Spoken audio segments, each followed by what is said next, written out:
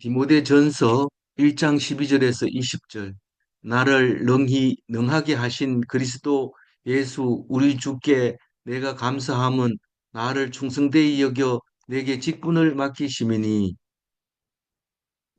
디모데전서는 사도 바울이 디모데에게 쓴 편지 중에서 먼저 쓴 편지를 디모데전서라고 말하고 있죠. 근데 이 디모데에게 보낸 편지는 감옥에서 쓴 편지이고, 디모데후서도 감옥에서 쓴 편지고, 그 사이에 디도스를 썼는데, 디도스는 감옥에서 잠깐 나왔다가 편지 쓰고 다시 들어가서 디모데후서를 썼다고 이렇게 알고 있습니다.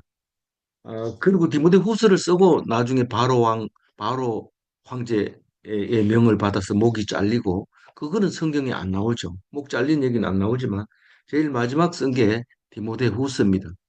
이 디모데는 사도 바울이 이 1차 전도 여행, 2차 전도 여행, 3차 전도 여행 중에서 1차 전도 여행 때 에, 어머니를 전도해 가지고 그 아들 디모데가 함께 사역하게 되고, 3차 전도 여행까지 따라다니고 로마 감옥에 있을 때까지 디모데가 함께 했는 디모데인데, 이 에베소에 3차 전도 여행 때 에베소에서 두란노 서원을 하면서 한 2년 동안 있을 때 그 교회가 크게 됐고, 그 큰 교회에 이제 디모데를 말씀 사역자로 남겨놓고 감옥에 gat혀서 어, 디모데에게 편지를 쓴 것이 이 디모데 전서 후서인데, 디모데서 전 후서를 목회 서신이라고 얘기를 하는데, 목회하는 목사에게 보낸 편지다, 그렇게 얘기를 하고 있는데, 다른 편지들은 뭐 목회 서신이라 하더라도 공동으로 이렇게 알 수 있도록 했지만, 디모데 전 후서는 디모데에게 개인적인 이야기를 많이 합니다. 그래서 진짜 목회 서신은 디모데 전 후서다. 그렇게 얘기를 하게 됩니다. 그러니까 목회라는 게 딴 게 아니고 설교 듣고 우리가 하나님 말씀대로 순종하며 살아갈 수 있도록 하는 게 목회죠. 근데 이제 어제 보면은 디모데를 위한 바울의 편지다. 그렇게 이해를 하고 있었는데, 오늘 그중에 12절을 읽어보면서 나를 능하게 하신 그리스도 예수 우리 주께 내가 감사함은 나를 충성되이 여겨 내게 직분을 맡기심이니. 그런데 12절은 그 수식어가 많다 보니까 무슨 말을 하는지 잘 몰라요. 어, 12절 뭔 얘기일까요? 어, 감사합니다. 내가 감사한 게 뭐가 감사하냐 하면 이 말입니다. 12절은. 누구에게 감사한다고요? 그리스도 예수. 나를 능하게 하신 그리스도 예수, 우리 주. 뭐를 능하게, 능력이 있게 해주셨다는 거예요. 능력이 있게 했다는 거는 뭐예요? 지금까지 많은 그 제자들에게 전도하고 이런 걸 말하는 거죠. 그 능력을 말하고 있는 겁니다. 나는 그런 능력을 주신 예수께 감사한다. 근데 뭘 감사할까요? 어, 예수, 능력이 있게 해주시긴 것도 감사하지만, 어떻게 능력이 있으면 충성되게 여겨줬어요. 누가요? 하나님, 하나님이, 예수님, 예수님이 누구를? 사도 바울을. 바울을 충성되게 여겨줬어요. 그러니까 성실한 사람으로 인정해 줬다는 겁니다. 어떻게 알아요? 본인만 알죠. 본인만. 직분을 맡겨준 걸 보니. 음, 내가 이렇게 능력이 있게 사람들을 이렇게 말할 수 있게 해주신 것을 생각해 보면, 그건 하나님이 나를 충성된다고 생각하고 인정했기 때문에, 그러니까 그거를 감사하는 거죠. 그리고 그거를 그냥 그렇게 설명해서는 안 되고, 그것을 직분이라고 말하면서 내게 직분을 맡기신 거에 대해서 감사합니다, 그렇게 말하고 있어요. 그 직분 이름이 뭐예요? 사도예요, 사도. 사도. 사도가 뭐예요? 복음을 전파하는 사람. 그것으로서 어, 나를 인정해 준 것을 감사합니다, 이렇게. 그거를 왜 음, 디모데에게 얘기를 해요? 사도에게 디모데가 그 감사. 소리를 듣고, 바울은 이런 마음으로 우리에게 말씀하셨구나, 그거를 듣게 하려고 그 말을 하는 거죠. 13절 한번 같이 읽어볼게요. 내가 내가 전에는 전에는 비방자요, 비방자요, 박해자요, 박해자요, 폭행자였으나 폭행자였으나 도리어 도리어 긍휼을 긍휼을 입는 것은 알지 아니할 때 알지 알지 못하고 못하고 행하였습니다. 예, 이게 이제 그 바울 신학에 있어서 중요한 얘기인데, 어, 원래부터 이 사도 바울은 예수 믿는 자였어요. 아니요. 어, 맨 처음에는 무슨 사람이었어요? 예수 믿는 사람 밖에 안 비방하는 자. 비방하는 자는 반기독인들이죠. 바리새인의 앞잡이고, 특히 이 사도 바울은 실력이 있는 사람이라서 바리새인들의 그 종교 경찰에 아주 우수한 어, 그, 음, 그 경찰이었어요. 그래서 예수 믿는 사람을 무조건 잡아들이는 그런 사람이었는데 이제 음, 예수를 위해서 목숨을 버리는 그런 사람이 돼 버리는 거예요. 박해자는 뭐예요? 이 사람이 담에색으로 그 멀리까지 이 말을 타고 가서 예수 믿는 사람을 붙잡아 와가지고 이제 그 감옥에 집어넣으려고 가는 길에 눈이 멀어져 가지고 예수를 믿기로 작정하게 되는 그 사도 바울이었어요. 그전에는 사울이라고 불렀는데 어, 하나님 말씀을 듣고 하나님 그 사도로서의 생활을 하니까 이름이 바울이라고 더 많이 불러지게 됐어요. 원래 사울이라는 뜻이 히브리인의 말엔 히브리 이름이기 때문에 사울이라고 베냐민 지파 사울 왕의 이름을 따서 사울이라고 불렀는데 이제 예수 믿기 시작하고 그러고 나서는 바울이라는 로마 이름이 더 합당하다. 그래서 바울이라고 많이 부르게 됩니다. 그래서 폭행자는 뭐예요? 그전에는 내가 박해자고 비방자고 박해자고 폭행자였는데 폭행자는 뭡니까? 사람을 잡아 죽이는 그 스데반 집사를 돌로 쳐서 죽일 때 그 옷을 자기가 들고 있었는데 돌로 치는 사람들이 옷을 들고 있고 다른 사람 돌로 치고 했을 때 그 옷을 잡고 있었다는 것은 정인으로 있었다는 거예요. 내가 정인할 테니까 돌로 쳐 죽여.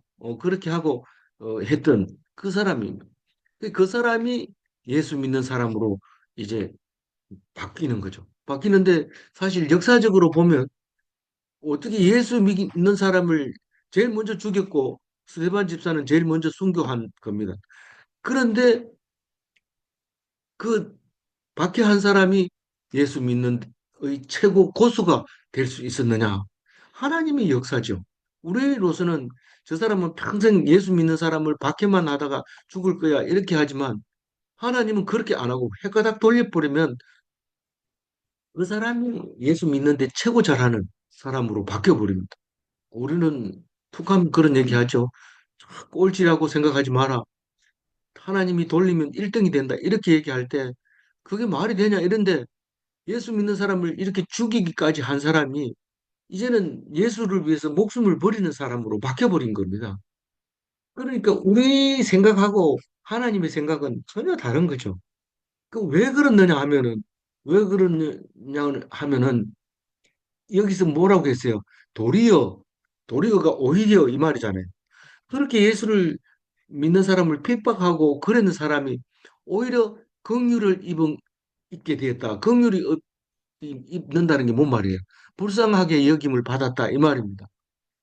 그렇게 힘세고 내 아니면은 안 된다 하는 그런 강력한 어, 생각을 가지고 있었던 사람이 하나님이 불쌍하게 여겼다는 겁니다. 어떤 사람은 교회 나와가지고 불쌍하게 여김을 받아야 된다. 그러니까 내가 왜 불쌍해? 뭐 때문에 내가 불쌍한데? 나는 그렇지 않아. 이런데 불쌍하게 여김을 받았을 때가 가장 큰 복이라는 것을 알아야 됩니다. 예수님이 오셔서 가난한 자는 복이 있나니 뭐 그렇게 말할 때 말이 이해가 안 갔는데 하나님 말씀을 자꾸 들으면 들을수록 그게 우리에게는 얼마나 큰 복인지 모릅니다. 그래서 불쌍히 여기게 된 것은 내가 예수를 모르고 사람들을 그렇게 예수 믿는 사람을 핍박하고 폭행하고 비방하고 그렇게 했다는 것입니다. 그래서 내가 안 그랬다면 은혜를 받을 수 있을까요? 뭐 관심이 없고 뭐 이랬다면은 결코 이런 은혜를 못 받았을 텐데 예수 믿는 사람을 그렇게 박해를 하다가 보니까 아, 이게 아니고 내가 목숨을 걸고 지켜야 되겠다. 그런 생각을 하게 됐다는 겁니다. 근데 많은 사람이 사도 바울 말고도 많은 사람이 그렇게 됩니다. 그 유명한 그 벤허 같은 영화를 만든 사람도 어떻게 만들었냐 이러니까 예수 이거 엉터리다 이거 만드는 거다 사람이 없는 사람을 만들어 가지고 소설처럼 써 가지고 사람들을 믿게 하는 건데 내가 반드시 그것을 증명하겠다. 그리고 대들어가지고 3년인가 연구하다가 헷가닥 돌아가지고 이제 하나님을 인정하게 되고 그 유명한 베너라는 그 대작을 만들어내는 그런 사람이 있는가 하면 그것뿐만 아니라 수없이 그런 글을 많이 하게 됩니다.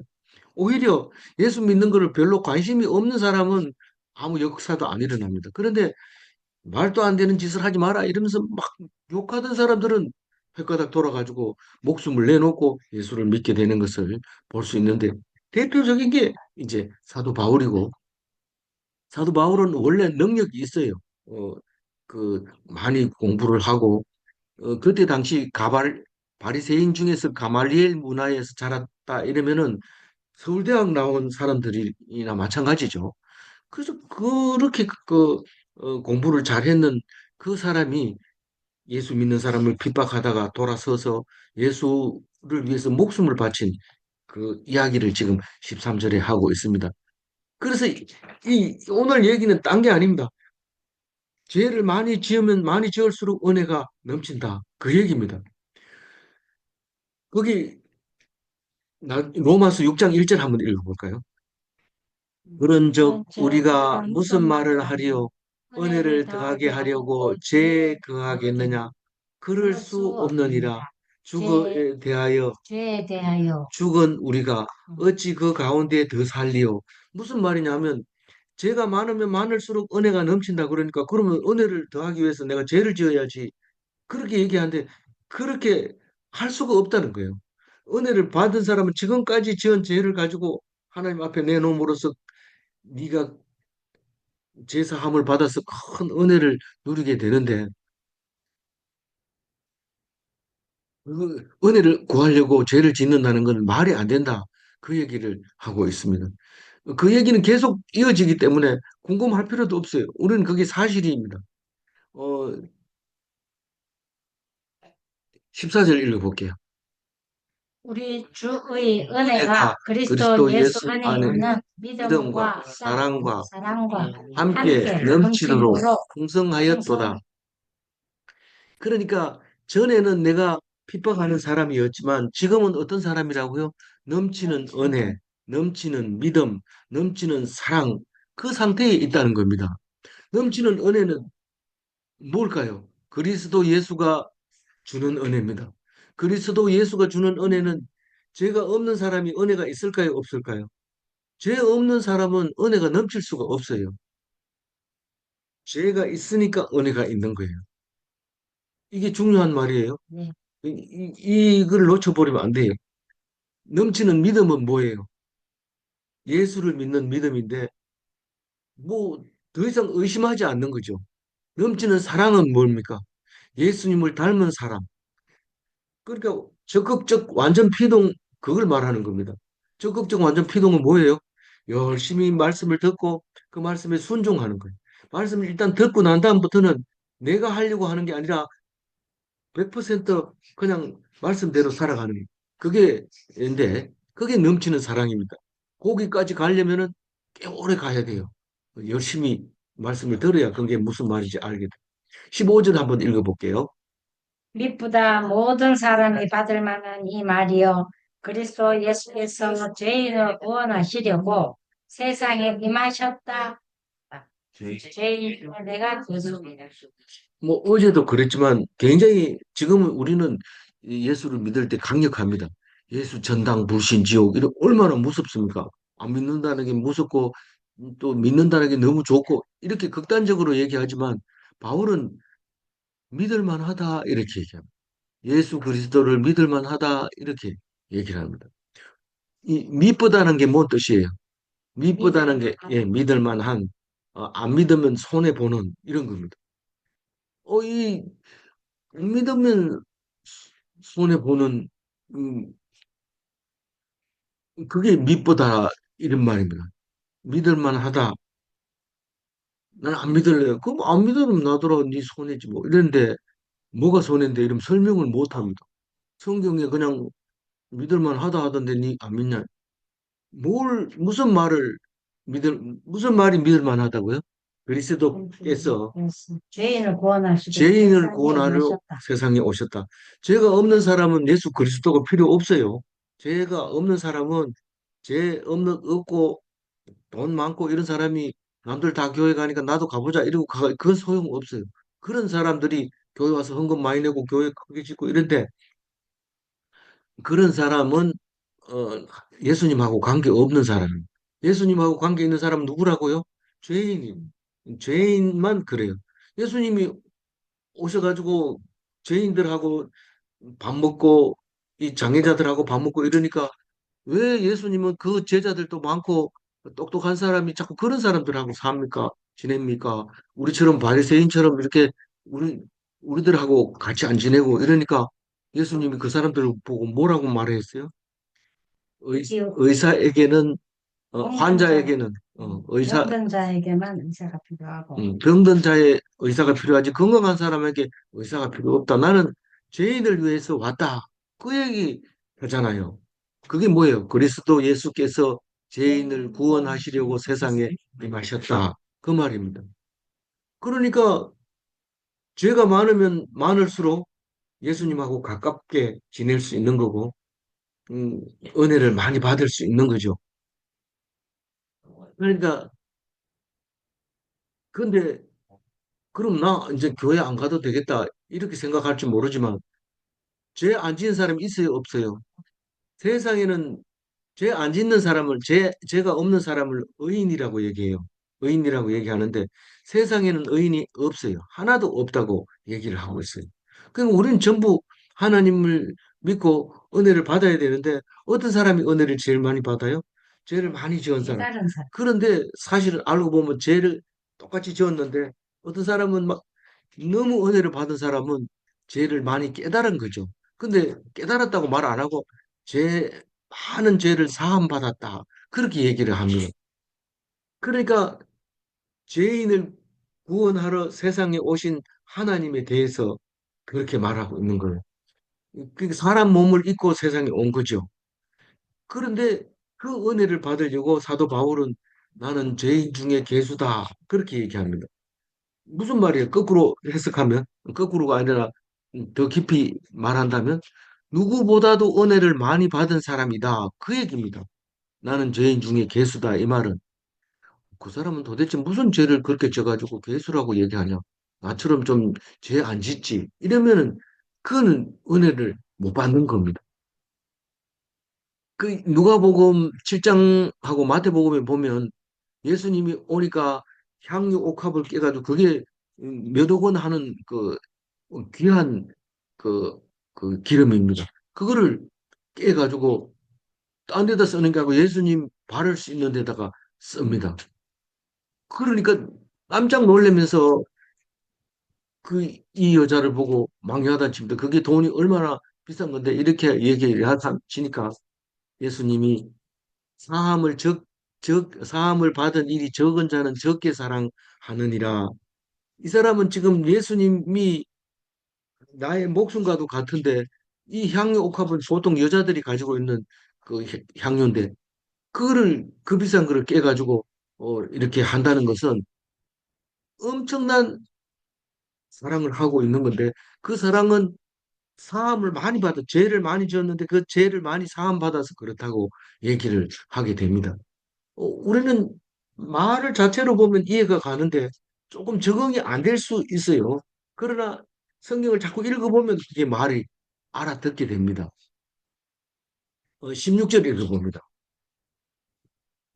내가 긍휼을 바라기에 예수 그리스도께서 내게 내게 내게 먼저 일체의 일체의 정신으로 사 후에 주를 믿어 영생 얻는 자들에게 본이 되게 하려 하였습니다. 이게 수식어가 한꺼번에 여러 개 있어 그런데 요거를 다 잘라가지고 하나씩 문장으로 만든다면 그러나 이건 뭐예요? 내가 죄인 중에 개수가 확실하지만 그러나 하나님이 은혜 긍휼을 베푸시는 것은 불쌍히 여긴 것은 왜 그렇게 불쌍히 여겼냐면 나를 어떻게 되려고 써먹으려고 어떻게 써먹으려고 예수 믿는 자의 본이 되게 써먹으려고 내가 어떻게 예수 믿는 자의 본이 됐느냐 그거를 지금 설명하려고 하는데 우리는 소설처럼 성경을 읽으면 어려워요. 이게 잘 안 읽어져요. 예수 그리스도께서 주신 긍휼인데 누구에게 준 거? 바울에게 준 건데 언제 줬나 하면은 제일 먼저 줬어요. 사도 바울에게 제일 먼저 줬어. 베드로는요. 베드로 보다가 사도 바울은 자기가 제일 먼저 받았다고 얘기를 해요. 왜냐하면 사도 바울이 복음을 전파하고 했기 때문에. 그래서 제일 먼저 받았는데 뭘 받았냐 하면 일체를 받았다는 거예요. 일체. 일체를 받았다는 것은 뭐를 일체를 받았냐면 예수님이 십자가에서 오래 참은 거. 예수님이 안 참았으면 어떻게 됐을까요? 예수님이 처음부터 안 참으면 십자가에 달기 전에 채찍을 가지고 막 때립니다. 그래서 아파가지고 급한 죽여가지고 십자가에 달지 금방 이게 시퍼런 사람을 잡으면 십자가에 못을 못 박습니다. 난리 법석을 해가지고. 그래서 묶어놓고 패가지고 거의 기진맥진할 때 십자가에 못을 박아서 달아매 놓는 거죠. 십자가에 못을 박아서 목숨이 숨 쉴 때 못을 박아서 숨 질 때까지 달려놓고 있는 거죠. 많은 사람들이 그걸 보고 말 잘 들으라고 하는 거죠. 그런데 그럴 때 예수님이 나 십자가 지기 싫다. 그럼 안 지도 됩니다. 그런데 그걸 참고 채찍을 맞고 십자가를 지고 골고다 산까지 올라가는데 한참 실제로 가보니까 거리가 꽤 멀어요. 1km 훨씬 넘는데 그 길을 산꼭대기로 올라가면서 그 무거운 십자가를 지고 가게 됩니다.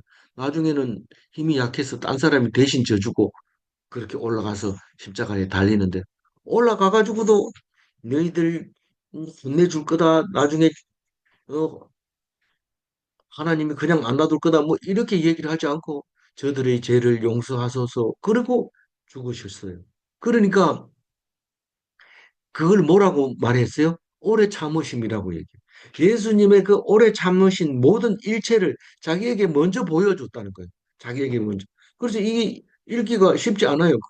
그런 얘기를. 그래서 내게 먼저 일체 오래 참으심을 보이사 자기가 예수님의 그 고통스러운 거를 제일 먼저 보았다고 얘기를 하고 있어요. 남이 봤겠지만 자기 입장에서는 자기 보다가 더 먼저 안 사람은 없었거든요. 그래서 자기 스스로도 누가 예수님이 이 사도로 삼아 줬는지 아닌지 아무도 모르는데 자기 혼자 예수님이 나를 사도로 삼아 줬다 하면서 자기가 사도 바울이라고 얘기합니다. 자기를 소개할 때. 그 뭐 누구도 인정을 안 해주고 예수님이 자기를 인정했다는 거예요. 그건 자기밖에 모르죠. 그런데도 목숨 걸고 너희들은 뭐라 하든지 나는 사도다. 나는 사도 바울이 내가 편지를 쓴다. 그런 얘기를 합니다. 우리는 보통 남이 인정해 줄 때를 기다립니다.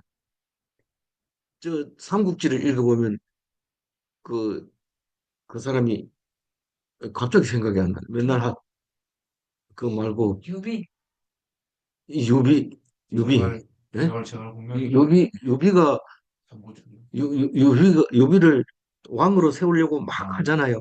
왕으로 세우는데 자기가 안 하려고 합니다. 왜냐하면 몇 명이 이거 한다고 해서 그 그런 왕은 하기 싫고 전부 통일하는 왕은 하고 싶다는 거죠. 그런 생각인데 어 근데 사도 바울은 아무도 인정 안 해줘도 자기는 사도라는 거예요. 사도라는. 그래서 예수 믿는 것은 세상 사람들의 생각과 다릅니다. 발가락 빠지고. 그러니까 자기는 사도고 제일 먼저 인내를 보았고 어, 일체 인내를 보았고 그래서 보여준 이유는 뭐냐 하면 네가 이제 예수를 믿어 후회라고 저 먼저와 후회가 있잖아요. 그 먼저 보여주고 그 후에 네가 예수를 믿어서 영생 얻는 자들에게 본이 되게 하려고. 그래서 주를 믿어 영생 얻는 자들은 누구예요? 우리 우리 우리들이잖아요. 그러니까 성도들에게 본이 되게 하려고 먼저 보여줬다는 겁니다. 근데 누가 이런 얘기하면 잘난 척 하네 이러면 뭐 못 본 척 하죠. 그런데 사도 바울은 듣든지 안 듣든지 끝없이 열심히 그 말을 합니다. 근데 그게 이상하게 나중에 성경이 돼서 우리에게 오는데 왜 그때 당시 이 사도 바울은 목숨을 걸고 한 이야기를 똑바로 안 듣고 예수 믿는 사람이 별로 많지 않을까? 그렇게 읽는 사람이 몇 명 안 된다는 거예요. 그 숫자가 많을 필요도 없고 한 사람이라도 그것을 이해만 해주면 사도 바울의 이야기한 것은 편지 쓴 것은 땅에 떨어지지 않았다고 얘기를 하고 있는 겁니다. 17절 읽어볼까요? 영원하신 왕 곧 썩지 아니하고 보이지 아니하고 홀로 하나이신 하나님께 존귀와 영광이 영원토록 쓸지어다. 이 영원하신 왕이 누굽니까? 하나님이에요. 그래서 어, 우리 보고 왕 같은 제사장이 돼야 된다고 예수님이 말씀하실 때 우리는 그럼 하나님 되는 건가 그렇게 생각할 수 있는데 그건 그 정도 생각하려면 좀 똑똑해야 그런 생각합니다. 안 그러면 그게 뭐 말이 되냐 이런데 우리 보고 왕 같은 제사장이 되라고 할 때 하나님의 생각과 우리의 생각이 같아야 돼요. 사람 생각대로 그냥 하지 말고 하나님이 어떤 생각을 하고 있는지 그걸 얘기해야 되는데 영원하신 왕인데 또 그 왕은 다른 표현을 어떻게 해요? 썩지 아니하고 보이지 아니한다. 하나님이 썩어요, 안 썩어요? 사람은요, 썩어요. 언제 썩어요? 죽고 난 뒤에 3일만 돼도 냄새 나요. 어, 지금은 뭐 오래 살고 있지만 그래도 일단 숨 쉬면은 3일 안에 냄새 나요. 근데 하나님은 안 썩어요. 그리고 보여요, 안 보여요? 보이지도 아니하고 혼자예요, 여럿이 있어요. 혼자다. 근데 이제 히브리 성경에는 하나님을 복수로 쓸 때가 많습니다. 하나님들이라고 표현할 때가 있는데 그것은 이제 그때 그 상황에 따라서 말하고 있는 거고 여호와 하나님은 하나밖에 없어요. 다른 신은 없어요. 하나 홀로 하나이신 이 말은 홀로는 홀로는 스스로 있다는 뜻이고 하나라는 것은 유일무이하다는 거예요. 독보적인 존재다. 그런 말입니다. 그분이 누구라고요? 하나님. 하나님.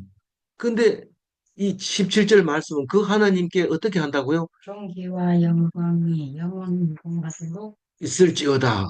있을지어다. 지어다는 3인칭 명령형이라고 했죠. 네. 그런데 하나님께 존귀와 영광이 있으라고 명령을 할 수 있다는 것은 뭐 이상한 사람, 미친 사람 아니면 그런 얘기 못 할 겁니다. 근데 사도 바울은 하나님을 축복하고 있는 거예요. 하나님을 축복하고 있어요.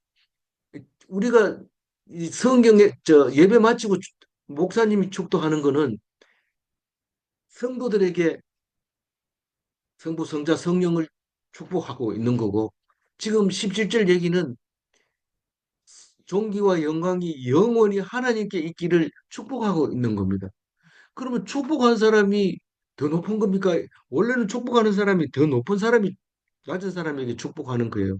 그런데 이 사도 바울은 이렇게 합니다.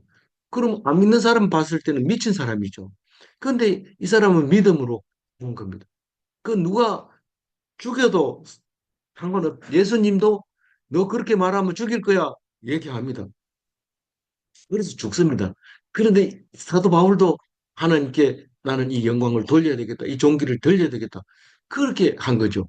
만약에 이걸 자기에게 돌리면 자기는 가치 없이 죽는 거지만 하나님께 돌리면 자기는 하나님의 종으로서 할 수 있는 겁니다. 그래서 이런 것은 그 아무나 할 수 있는 게 아니고 사도 바울이 유일한 바울 신학이 되는 거죠. 그래서 종기가 뭐냐? 존경하고 명예를 가지고 있는 걸 존귀라고. 영광은 뭐냐? 탁월한 품위를 가지고 있을 때 영광이라고. 그게 하나님의 속성이죠. 우리에게는 그런 게 없어요. 존귀와 영광을 사람에게 돌리는 일은 없습니다. 그 영원이라는 것은 뭐예요? 천지는 어, 없어져도 하나님의 말씀, 진리의 말씀은 없어지지 않는 그거를 말하고 있는 겁니다. 영원하시. 네. 어, 18절 읽어볼까요? 아들 디모데야, 내가 내게 이 교훈으로서 말하노니 전에 너를 지도한 예언을 따라 그것으로 선한 싸움을 싸우며 오늘 이 18절까지 읽으면서 무슨 생각이 드냐? 안녕하세요. 그리고 잘 있으라. 요렇게 하는 얘기까지 나온 것 같아요. 뭐 길게 안 써도 되는데 굉장히 길게 써놨어요. 이 교훈이 뭡니까? 앞에 나와 있던 이 교훈하고 다른 교훈 두 가지가 나오는데 이 교훈은 여기서 뭐라고 했어요? 뭐지? 너를 지도한 예언이 이 교훈이에요. 이 18절에서는 너를 지도한 예언인데 예언은 설교를 예언이라고 말하잖아요. 이 제자들을 앉혀놓고 무조건 설교하는 거예요. 그럼 무조건 예언하는 거예요. 그게 전부 기록하고 받아 적고 했는 것들이 그게 이 교훈이에요. 그래서 아들 디모데야 아들은 어제 설명을 충분히 했어요.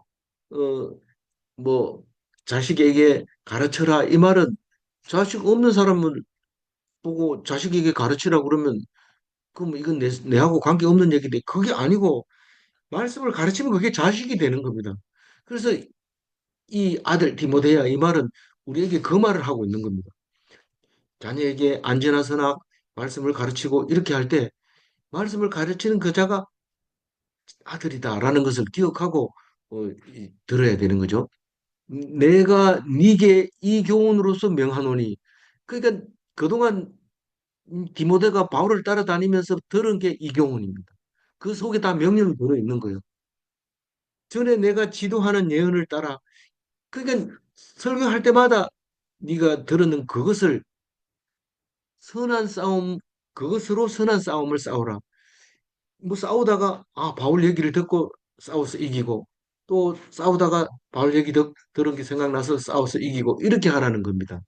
그런데 예수 안 믿는 사람, 바울을 안 믿는 사람이 그걸 볼 때는 어떻게 보여요?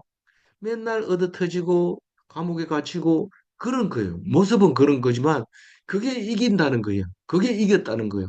그게 승리한다는 겁니다. 그런 말을 하고 있습니다. 그것으로 선한 싸움을 싸우며 싸우라는 거예요.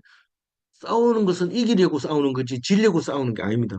근데 싸우면 맨날 얻어 터지면서 자꾸 싸우려고 하는 것은 그게 이기는 것이라는 거죠. 그, 그러니까 선한 싸움을 싸는 게 선이 우리의 무기입니다. 네 무기가 싸우려고 하는데 뭐가 무기냐? 뒷발차기요. 나는 뭐 드러눠가지고 발차기요. 이런 건데 발차면 상대방 뭐 다칩니다. 이빨이 부러지기도 하고. 근데 19절 읽어볼까요? 뜬거 착한 양심을 가지라. 어떤 어떤 이들은 이 양심을 버렸고 그 그 믿음에 믿음에 관하여는 관하여는 파선하였느니라. 편지의 제일 처음에 쓴 편지 내용이 뭐냐면 너희들은 내가 가르쳐 준 거 말고 다른 교훈은 받지 마라. 그 얘기를 처음부터 합니다. 근데 19절에서 그 얘기를 합니다. 이 내 말을 안 들었기 때문에 떨어져 나가는 사람이 있다. 파선했다. 이 말이에요. 파선했다는 건 잘 가다가 깨져가지고 못 간다는 거죠. 배가 깨졌다는 거죠. 그래서 안 깨지려면 믿음과 착한 양심을 가지고 있어야 된다는 거예요. 근데 그걸 못 가지고 있고 그걸 놓치는 바람에 양심을 버리는 바람에 어떤 사람들은 파선해 버렸다. 믿음에 대한 믿음에 관하여는 파선했다. 그렇게 얘기합니다. 옳은 길로 행하라. 옳은 게 뭔데요? 믿, 믿음, 믿음과 착한 양심이 옳은 길인 거예요.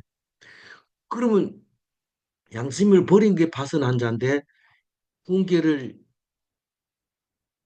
훈계를 받은 자, 징계를 받은 자 이렇게 얘기를 하고 있어요. 근데 그 사람 이름이 나옵니다. 이게 이제 출교를 말하는 건데 이제 그 교회에서 쫓아낸 거예요. 왜요? 믿음이 없고 착한 양심을 안 가졌기 때문에 교인들 중에서 쫓아낸 거를 파선이라고 했는데 20절 읽어봅니다. 그 가운데에 후메네오와 알렉산더가 있으니 내가 사탄에게 내준 것은 그들로 훈계를 받아 신성을 모독하지 못하게 하려 합니다. 예, 알렉산더가 나오는 거 보니까 알렉산더 대왕 이후의 시대구나. 당연히 알렉산더 대왕 이후의 사람이죠. 그래서 훌륭하다고 해서 알렉산더라는 이름을 많이 쓰고 지명도 알렉산드리아가 있고 또 여, 저기 여자들은 뭐라고 불러요?